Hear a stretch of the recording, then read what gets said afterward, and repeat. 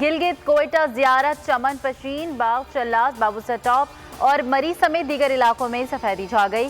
سیاحوں کی بڑی تعداد حسین موسم سے لطف اندوز ہونے کے لیے پہنچ گئی۔ محکمہ موسمیات نے ملک بھر میں بارش کی نوید سنا دی۔ کراچی میں منگل سے بادل برسنے کی پیش گوئی۔ فضائی آلودگی کے لحاظ سے لاہور آج بھی پہلے نمبر پر۔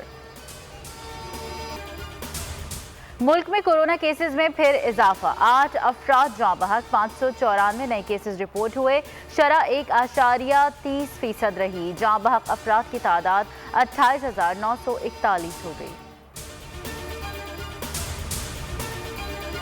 دنیا بھر میں اومیکرون شدت اختیار کر گیا۔ امریکہ میں صورتحال تشویشناک، تیسرے روز بھی 2 لاکھ سے زائد کیسز رپورٹ۔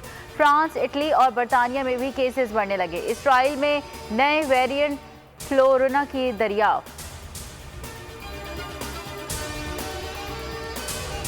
پیٹرول بم گرا دیا گیا، عوام اب بجلی کے جھٹکے کے لیے تیار رہیں۔ تقسیم کار کمپنیز نے نیپرا سے رابطہ کر لیا، ترسیلی اور نقصانات سمیت دیگر مدوں میں یہ اضافہ مانگا ہے۔ قیمت میں اضافے سے صارفین پر 17.85 ارب روپے کا بوجھ پڑے گا۔ نیپرا درخواست پر سماعت 12 جنوری کو کرے گا۔ مہنگائی کے سونامی نے تباہی مچا دی، شرح 22 ماہ کی بلند ترین سطح پر پہنچ گئی۔ ادارہ شماریات کے مطابق گزشتہ سال تسلسل سے مہنگائی میں اضافہ ہوا۔ ترجمان وزارت خزانہ مزمل اسلم نے مہنگائی میں کمی کا دعویٰ کر دیا۔ بولے اشیاء خورنوش کی قیمتیں نیچے آنا شروع ہو گئی ہیں۔ IMF کی شرط کے مطابق پیٹرول کی قیمت بڑھائی۔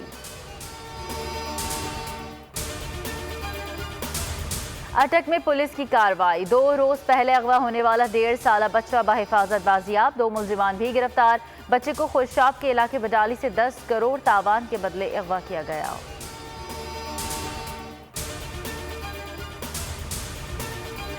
پاک بحریہ کے جہاز PNS تبوک کا عمان کا دورہ، جہاز کے کمانڈنگ آفیسر نے عمانی حکام سے اہم ملاقاتیں کی۔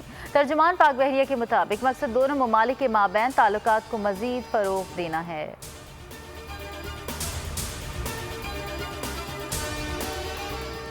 آسٹریلیا میں کرکٹرز کورونا کے شکنجے میں، سابق فاسٹ بالر گلین میگراتھ بھی وباء کا شکار۔ گلین میگراتھ کا تیسرے ایشز ٹیسٹ کے لیے PCR ہوا تھا۔ کینسر فاؤنڈیشن کے لیے فنڈ ریزنگ کے لیے آنا تھا۔ سبسکرائب کریں اور بیل دبائیں تاکہ کوئی خبر رہ نہ جائے۔